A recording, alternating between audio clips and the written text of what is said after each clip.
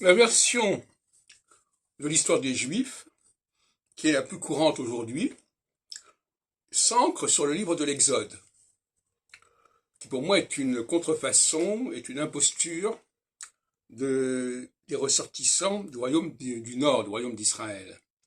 Et d'ailleurs c'est pour cette raison, tout simplement, que le livre de l'Exode, à la différence de tous les autres ouvrages du Pentateuque, est axé totalement sur les enfants d'Israël. J'ai l'impression que ce point-là n'avait pas été signalé.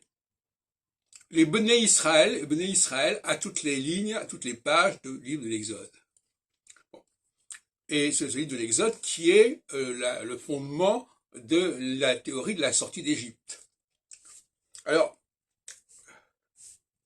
les Juifs il y a des gens qui ont le droit d'accepter ce qu'ils veulent, bien entendu. Hein. On n'est pas bon, mais pour moi, il faut distinguer complètement le narratif des gens qui viennent du royaume d'Israël et qui ont leurs comptes à régler, qui ont leurs enjeux à régler, et le narratif qui vaut pour le royaume de Juda. Et mélanger les deux, c'est insuffisant. Et justement, on est actuellement, alors je parle astrologiquement si on veut, on ne mélange pas les torchons et les serviettes, donc il faut séparer les deux narratifs.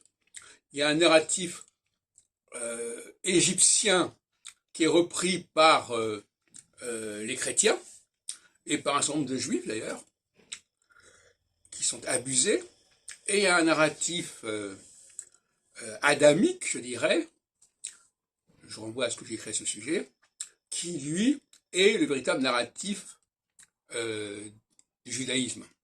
Le mot judaïsme d'ailleurs, entre parenthèses, comporte le mot Juda, et ça renvoie au royaume de Juda et non pas au royaume d'Israël.